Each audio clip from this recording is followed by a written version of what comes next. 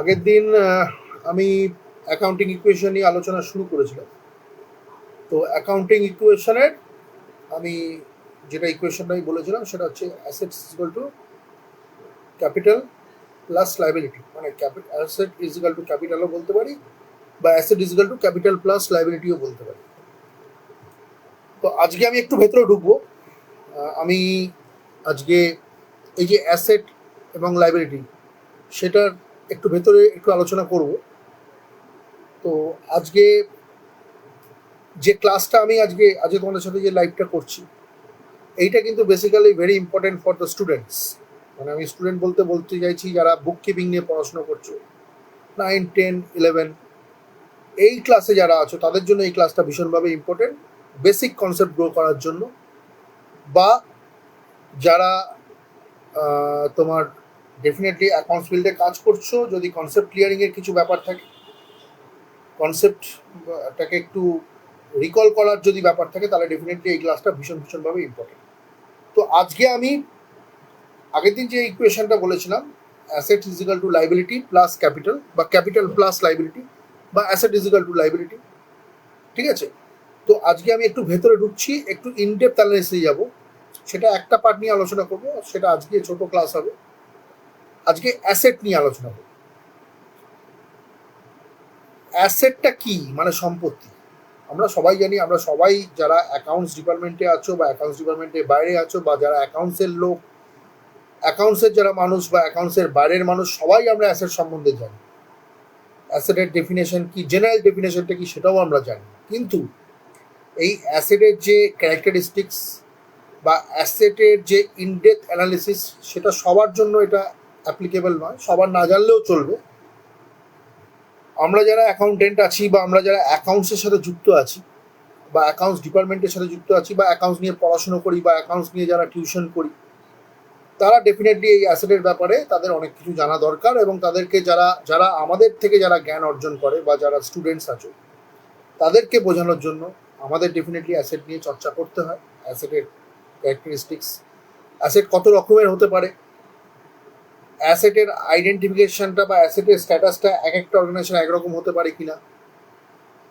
এরকম হতে পারে যে একটা অর্গানাইজেশনে যে আইটেমটা আমি অ্যাসেট বলে বলছি সেটা একটা অ্যাসেট, আবার আরেকটা অর্গানাইজেশনে সেই জিনিসটাই যদি আমরা ইউজ করি সেটাকে অ্যাসেট বলা যাবে না। এরকম ঘটনাও ঘটতে পারে, সেটা আমি পরে আসছি। তো বেসিক্যালি অ্যাসেট মানেটা কি, হোয়াট উই পজেস, যেখানে আমাদের যে জিনিসটার উপর আমাদের আইডেন্টিফিকেশন আছে, আমাদের অধিকার আছে, যে জিনিসটার উপর আমাদের মানে বলতে পারো আমাদের সত্তা আছে, জড়িয়ে আছে, বা যে জিনিসটা আমার নিজের, মানে আমি দাবি করতে পারি বা ক্লেম করতে পারি, সেইটা হচ্ছে অ্যাসেট। আমি যদি পার্সোনাল লাইফ নিয়ে যদি তোমাদেরকে এক্সাম্পলটা দিই, আমাদের পার্সোনাল লাইফে বা আমাদের ফ্যামিলিগত ব্যাপারে বা আমাদের ফ্যামিলিতে বা যে কোনো মানুষের ক্ষেত্রে জীবনে অ্যাসেট কাকে বলে? আমরা যে বাড়িতে টিভিটা ইউজ করি সেটা একটা অ্যাসেট। টিভিটা আমরা কেন কিনি? রিসেল করার জন্য ডেফিনেটলি কিনি না। আমরা যে টিভিটা বাড়িতে কিনছি, বা একটা এলইডি টিভি বা একটা এলসিডি টিভি বা একটা বড় এলইডি টিভি যদি আমরা কিনে আনি, সেটা কিসের জন্য কিনবো? আমরা ইউজ করার জন্য, আমরা দিনের পর দিন সেটাকে দেখার জন্য, সেটা থেকে এনজয়মেন্ট পাওয়ার জন্য, সেটা ইউজ করার জন্য আমরা কিনছি। ডেফিনেটলি টিভিটা আমরা এই কারণে কিনছি না যেটা আমরা আজকে টিভিটা কিনলাম, কয়েকদিন বাদে সেটা বিক্রি করে দেবো, তাহলে কিন্তু সেটাকে ডেফিনেটলি অ্যাসেট বলা যাবে না। সেরকমই আমি এটা রিলেটেড বলছি, যদি কোনো একটা ডিলার বা কোনো ট্রেডিং পার্সন বা কোনো শপে যদি একটা টিভি কেনা হয় বিক্রি করার জন্য, তাহলে ডেফিনেটলি সেটাকে কিন্তু অ্যাসেট বলা যাবে না। তো বাড়িতে যে আমাদের টিভিটা আমরা ইউজ করছি দিনের পর দিন ধরে, সেই টিভিটা একটা অ্যাসেট। আমরা যে আলমারিটা ইউজ করছি বাড়িতে, নতুন কিছু যদি একটা আলমারি কিনি, সেটাও একটা অ্যাসেট। আমরা বাড়িতে একটা কম্পিউটার ইউজ করছি আমার নিজের, যেটা আমি নিজে কিনেছি, যেটা আমি নিজের পয়সা দিয়ে নিজে কিনেছি, যার বিলে আমার নাম আছে, যে বিলে আমার অধিকার আছে, সেটা আমার নিজের। বা আমি যদি আমার বাড়িতে কিছু ক্যাশ রাখি এমার্জেন্সি সিচুয়েশনে ইউজ করার জন্য, সেটাও একটা অ্যাসেট। বা আমার ব্যাংকে যে টাকাটা গচ্ছিত আছে, যদি টাকা কিছু কষ্ট করে রাখি, সেটাও আমার কাছে একটা অ্যাসেট। ভবিষ্যতে সেটা আমার এমার্জেন্সি সিচুয়েশনে যাতে আমার কাজে দেয়। তো অ্যাসেট মানে হচ্ছে যে আমি যে কথাগুলোর মধ্যেই তার ডেফিনেশনটা বেরোচ্ছে, একটা হচ্ছে হোয়াট উই পজেস। অ্যাসেট মানে what we possess, it means whatever the business possesses or whatever they real whatever it has to realize from the debtors, মানে যারা আমাদের কোম্পানিতে আমরা যাদেরকে কিছু সেল করি বা কিছু করি,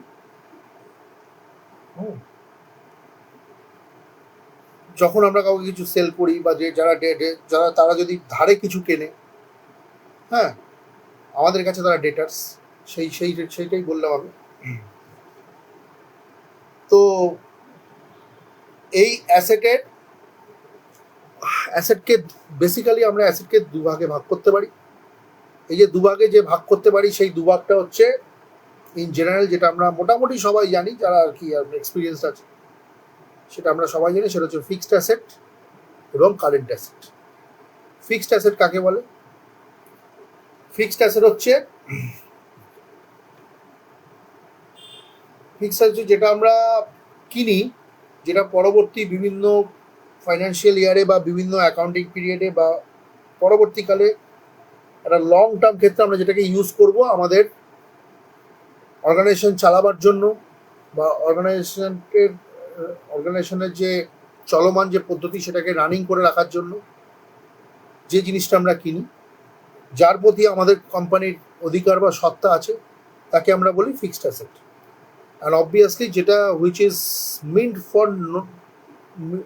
নট মিন্ট ফর রিসেল, মানে যেটা বিক্রি করার জন্য অবশ্যই কিনা, যেটা আমি একটু আগে টিভির উদাহরণ দিয়ে বললাম পার্সোনাল। তো এই হচ্ছে অ্যাসেট, এটাকে বলে ফিক্সড অ্যাসেট। ফিক্সড অ্যাসেটটা কি? These are the asset which are purchased for the purpose of operating a business are not for resale. ঠিক আছে? তো এবার এই ফিক্সড অ্যাসেটকে আমরা কভাগে ভাগ করতে পারি? ফিক্সড অ্যাসেটকে আমরা বেসিক্যালি দুভাগে ভাগ করতে পারি। একটা হচ্ছে ট্যাঞ্জেবল অ্যাসেট, আর একটা হচ্ছে ইনট্যাঞ্জেবল অ্যাসেট। ট্যাঞ্জেবল অ্যাসেটটা কি? যেটা চোখে দেখা যায়, যেটা ফিল করা যায়, যার ফিজিক্যাল এক্সিস্টেন্স আছে, যেমন প্ল্যান্ট অ্যান্ড মেশিনারি, বিল্ডিং, ঠিক আছে, কার, স্কুল, মানে অফিস ভেহিকেল, এইগুলো সব, যেগুলোকে আমরা চোখে দেখতে পাচ্ছি, টাচ করতে পাচ্ছি, যেগুলোর ফিজিক্যাল এক্সিস্টেন্স আছে, যেগুলোকে আমরা ইউজ করছি একদম ডাইরেক্ট আমাদের চোখের সামনে, সেগুলোকে বলা হয় ট্যাঞ্জেবল অ্যাসেট। ইনট্যাঞ্জেবল অ্যাসেট কাকে বলে? ইনট্যাঞ্জেবল অ্যাসেট হচ্ছে যেগুলো কিন্তু আমরা চোখে দেখতে পাই না, জাস্ট ফিল করতে পারি, টাচ করতে পারি না, বা যার কোনো ফিজিক্যাল এক্সিস্টেন্স নেই, তাকে বলা হয় ইনট্যাঞ্জেবল অ্যাসেট। তো বেসিক্যালি আমরা ফিক্সড অ্যাসেটকে তাহলে দুভাগে ভাগ করতে পারি। ইনট্যাঞ্জেবল অ্যাসেটের এক্সাম্পল কি? যেমন আমার কোম্পানির একটা গুডউইল, যে গুডউইলের ওপর বেস করে আমাদের একটা কাস্টমার বেস তৈরি হয়, যেমন সনি ওয়ার্ল্ড বা বিভিন্ন যে বড় বড় কোম্পানি আছে, আইওয়া থেকে আরম্ভ আরও যে সমস্ত এখন আধুনিক প্রযুক্তির যে সমস্ত কোম্পানি আছে, তারা যে গুডউইলটা মার্কেটে তৈরি করেছে নিজেদের, সেই গুডউইলটা কিন্তু একদিনে তৈরি হয় না ডেফিনেটলি। বহুদিনের কষ্টের ফলে, বহুদিন রিসার্চ করার পরে, ডেভেলপমেন্ট করার পরে, কাস্টমারদের প্রতি তাদের প্রোডাক্টের আস্থা অর্জন করার পরে একটা গুডউইল তৈরি হয়, যে হ্যাঁ, এই কোম্পানি প্রোডাক্টটা কিনলে আমি ডেফিনেটলি এর থেকে ভালো ফল পাবো। যেমন আমরা অনেকে বলি, আমরা যে মোবাইল ইউজ করি, অনেকে বলি যে স্যামসাংয়ের মোবাইল কিনলে সব থেকে ভালো, কারণ স্যামসাংয়ের তাহলে একটা গুডউইল আছে, একটা কাস্টমার বেস আছে, একটা পার্টিকুলার সেক্টরের মানুষ সব ডেফিনেটলি একটা নতুন মোবাইল কিনতে গেলে এই মুহূর্তে স্যামসাং কেনাটাকে প্রেফার করবে। আমি নিজেও সেটা পার্সোনালি তাই মনে করি। ঠিক আছে? তো এই ধরনের কোম্পানি, স্যামসাং নামটাই হচ্ছে একটা ব্র্যান্ড, যার একটা গুডউইল আছে, যে হ্যাঁ, এই প্রোডাক্টটা কিনলে আমি নিশ্চয়ই থাকতে পারি, অন্তত 2-3 বছর মোবাইলটাকে আমি ঠিকভাবে ইউজ করতে পারবো উইদাউট এনি প্রবলেম। তো এইটাই হচ্ছে গুডউইল বা পেটেন্ট বা কপিরাইট, এগুলোকে বলা হচ্ছে intangible asset, which cannot be seen or touched but can be felt, যেমন যেটা বললাম গুডউইল বা পেটেন্ট রাইট। নেক্সট হচ্ছে current asset. What is current asset? Current asset হচ্ছে যেগুলো একটা শর্ট টার্ম পিরিয়ডের জন্য যেটাকে রেখে দেওয়া হয়, যেটা easily can be converted into money, যেটা থেকে পয়সা খুব সহজে, তাড়াতাড়ি, দ্রুত উপায় কিন্তু আমার কাছে সেটা কনভার্ট হতে পারে বা চলে আসতে পারে, সেটাকে বলা হয় কারেন্ট অ্যাসেট। এবার এর মধ্যে আছে লিকুইড অ্যাসেট। এই কারেন্ট অ্যাসেটকে দুভাগে ভাগ করা যায়। কারেন্ট অ্যাসেটটা হচ্ছে কিন্তু যেটা ফিক্সড অ্যাসেট, যেমন খুব not can be easily converted into cash or cash, কিন্তু কারেন্ট অ্যাসেট হচ্ছে it can easily B converted into cash. যখন তখন এটাকে এর একটা লিকুইডিটি বেসড, এটা একটা লিকুইডিটি বেসিসে, একটা লিকুইডিটি বেস আছে, যে বেসিসে আমি অতি সহজে ক্যাশে কনভার্ট করে ক্যাশটাকে আমি আমার কোম্পানির জন্য ইউজ করতে পারি, সেইটাকে বলা হয় কারেন্ট অ্যাসেট। তো এই কারেন্ট অ্যাসেটের ক্ষেত্রে এরও দুটো ভাগ আছে, একটা হচ্ছে লিকুইড অ্যাসেট আর একটা হচ্ছে ফ্লোটিং অ্যাসেটস। লিকুইড অ্যাসেট কাকে বলে? হুইচ আর লিকুইড ক্যাশ, যেটা নর্মাল যে ক্যাশ ইন হ্যান্ড বা ক্যাশ অ্যাট ব্যাংক যেটা আছে, ঠিক আছে, সেটা হচ্ছে লিকুইড অ্যাসেট। বা বিলস রিসিভেবল, যে বিল থেকে আমি অতি সহজে সেই বিলটাকে ভাঙিয়ে সেটাকে টাকা অর্জন করতে পারি বা টাকা নিতে পারি, বা টাকা আমার কোম্পানিতে আসতে পারে, বা শর্ট টার্ম ইনভেস্টমেন্ট বা মেনি আদার সাব যা আছে সেগুলো। আর আরেকটা নেক্সট হচ্ছে যেটা আমি লিখেছি, সেটা হচ্ছে ফ্লোটিং অ্যাসেটস। ফ্লোটিং অ্যাসেটসটা কি? ফ্লোটিং অ্যাসেটস হচ্ছে which this kind of assets are purchased with the intention of resale after earning some profit. যেমন debtors, sundry debtors. Stock in hand, মানে আমার কাছে কিছু স্টক আছে, আমি ট্রেডিং কনসার্ন, স্টক করে রাখা আছে, সেই স্টকগুলোকে আমি বিক্রি করবো বলে কিনে রেখেছি। যদি আমার ইলেকট্রনিক্স গুডসের দোকান হয় বা আমি যদি ডিলার হই ইলেকট্রনিক্স গুডসের, তাহলে আমার কাছে যে টিভিটা আমি যেটা কিনেছি সেই টিভিটা বিক্রি করার জন্য কিনে রেখেছি, কতগুলো টিভি কিনে রেখেছি, সেটাকে বিক্রি করবো, তো এটা স্টক। তো এগুলোকে বলা হয় floating assets. Floating assets means which are purchased with the intention for resale after earning some profit. ঠিক আছে, নেক্সট কি আসছে?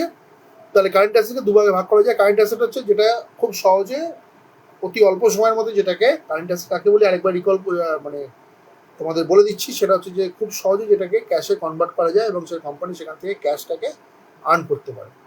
ঠিক আছে, তো এটা দুভাগে ভাগ করা যায়, একটা হচ্ছে লিকুইড অ্যাসেট, একটা হচ্ছে ফ্লোটিং অ্যাসেট। আরেকটা হচ্ছে ওয়েস্টিং অ্যাসেট। এটা কিন্তু কারেন্ট অ্যাসেটের fixed asset, current asset, wasting asset. Wasting asset নিয়ে আমরা সচরাচর আলোচনা করি না, সাধারণত আমরা অনেক জায়গায় আলোচনা করি না, বা খুব কম ওয়েস্টিং অ্যাসেট নিয়ে আলোচনা হয়, যেটা কনজিউম করার সঙ্গে সঙ্গে, যেটা যে অ্যাসেটটা কনজিউম করার সঙ্গে সঙ্গে যেটা কিন্তু শেষ হয়ে যায়। ঠিক আছে, consume during the process of use, যেমন হচ্ছে মাইন, কোল মাইন্স যেগুলো আছে, যেগুলো জাস্ট ইউজ করার সঙ্গে সঙ্গে যেটা শেষ হয়ে যায়। ঠিক আছে, তো এটা হচ্ছে ফ্লোটিং ওয়েস্টিং অ্যাসেট। আরেকটা হচ্ছে কি fixed research asset. Fixed research asset হচ্ছে কি, যেটা কিন্তু বেসিক্যালি একটা কোম্পানি যখন প্রতিষ্ঠা হয় বা একটা কোম্পানি যখন ফর্ম করে বা একটা কোম্পানি যখন ইনকর্পোরেট করা হয়, যার ইনকর্পোরেশনের জন্য বা একটা কোম্পানি ফর্ম করার জন্য কিছু হিউজ এক্সপেন্সেস ইনকার করতে হয়।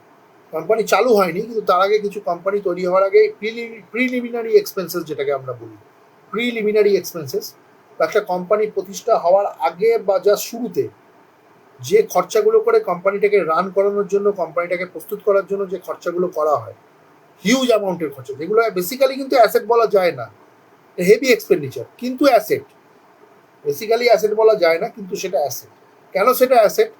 লং টার্ম ক্ষেত্রে সেই টাকাটা যেহেতু আমি খরচা করে কোম্পানিটা প্রতিষ্ঠা করেছি বলে, কোম্পানিটা কিন্তু লং টার্ম বেসিসে কোম্পানিটা কিন্তু চলবে। একটা অর্গানাইজেশন সেট আপ করতে গেলে যে খরচা করতে হয় ইনিশিয়ালি, তার মধ্যে কিছু কিছু যে পার্ট থাকে, সেই খরচাগুলোর কিছু কিছু অংশকে আমরা ফিক্সড অ্যাসেট বলি। কেন অ্যাসেট সেটাকে বলছি? সেই অ্যাসেট, সেই খরচার উপর ভিত্তি করে মাল্টিপল অ্যাকাউন্টিং পিরিয়ডে আমার কোম্পানিটাকে আমি চালিয়ে যেতে পারছি, বা একটা কোম্পানি এক্সিস্ট করছে সেই কারণে, সেই জন্য তাকে বলা হয় ফিক্সড রিসার্চ অ্যাসেট। যেমন শেয়ার ইস্যু এক্সপেন্সেস, প্রথমে যে কোম্পানি শেয়ার যখন ইস্যু করা হবে তখন কিছু এক্সপেন্সেস ইনকার করা হয়, কিছু এক্সপেন্সেস বা কিছু খরচা করা হয়, সেটাকে শেয়ার ইস্যু এক্সপেন্সেস বলা হয়। বা রিসার্চ অ্যান্ড ডেভেলপমেন্ট, একটা কোম্পানি নতুন প্রতিষ্ঠা হয়েছে, সেই কোম্পানি কাস্টমারদের হালচাল বোঝার জন্য বা কাস্টমারের মার্কেটের পলিসি বোঝার জন্য বা মার্কেটের সিচুয়েশন বোঝার জন্য, মার্কেটের স্ট্যাটাস বোঝার জন্য কিছু খরচা রিসার্চ অ্যান্ড ডেভেলপমেন্টের জন্য করা হতে পারে প্রথম দিকে। কী ধরনের প্রোডাক্ট তৈরি করলে কাস্টমারদের মধ্যে একটা ওই কোম্পানির ব্যাপারে গুডউইল তৈরি হতে পারে ভবিষ্যতে, বা কাস্টমারদের মধ্যে একটা আস্থা অর্জন করে কাস্টমার জিনিসটা কেন নেবে, তারা কি চায় সেটা জানার জন্য কিছু খরচা করে, সেটা রিসার্চ অ্যান্ড ডেভেলপমেন্টের জন্য কিছু খরচা করতে হয়, এর জন্য রিক্রুটমেন্টও করতে হয় সেরকমভাবে। তো যাই হোক, তো এই খরচাগুলো যখন করা হয় সেই খরচাগুলো হচ্ছে প্রিলিমিনারি এক্সপেন্সেস বা ফিক্সড অ্যাসেট। সেইগুলোকে কিন্তু বেসিক্যালি অ্যাসেট কেন বলি, এর ওপর ভিত্তি করে যদি এটা সাকসেসফুল হয় এগুলো, এই খরচাগুলো, তাহলে এর ওপর ভিত্তি করে কিন্তু কোম্পানি অনেক দীর্ঘদিন ধরে কোম্পানি কিন্তু চলবে। ঠিক আছে, তা একে বলা হয় ফিক্সড অ্যাসেট। তো এই হচ্ছে অ্যাসেটের ক্যাটাগরি। আমি জাস্ট একটা ছোট্ট নোট লিখেছিলাম এর ব্যাপারে। তো অ্যাসেট ভীষণ সিম্পল ক্লাস এটা। এই ক্লাসটার ব্যাপারে অনেক যারা এক্সপার্ট অ্যাকাউন্টেন্ট আছে তাদের কাছে এই ক্লাসের গুরুত্ব বেশি থাকবে না আশা করি। যদি থাকে তাহলে ডেফিনেটলি তারা এটা ক্লাসটা শুনবে, কারণ তাদের কিছু রিকল করার ব্যাপার থাকতে পারে যারা প্র্যাকটিক্যাল অ্যাকাউন্টসের মধ্যে আছে। তো আমি যে অ্যাসেট নিয়ে আলোচনা করলাম, অ্যাসেটটা কি? What we possess, what we can claim for us, হ্যাঁ, for company, which is the resource of the company, organisation, একে বলা হয় অ্যাসেট। যার ইউজ আমরা মাল্টিপল, আমি অ্যাকাউন্টসের ভাষায় কোম্পানির পয়েন্ট অফ ভিউতে বলছি, অর্গানাইজেশনের পয়েন্ট অফ ভিউতে বলছি, যেটাকে আমরা মাল্টিপল অ্যাকাউন্টিং ইয়ারে বা মাল্টিপল ফাইন্যান্সিয়াল ইয়ারে যেটাকে ইউজ করে করে করে কোম্পানিটাকে আমরা চালাতে পারি। ঠিক আছে, সেইটাই হচ্ছে অ্যাসেট। এবং যেটাকে ডেফিনেটলি কেনা হয় না রিসেল করার জন্য। অদূর ভবিষ্যতে আমি বিক্রি করে দেবো বলে জিনিসটা কিনছি, তাহলে কিন্তু সেটাকে অ্যাসেট বলা যাবে না। তো এই অ্যাসেটকে কিন্তু দুটো ভাগে ভাগ করা হয় মেনলি। একটা হচ্ছে ফিক্সড অ্যাসেট এবং কারেন্ট অ্যাসেট।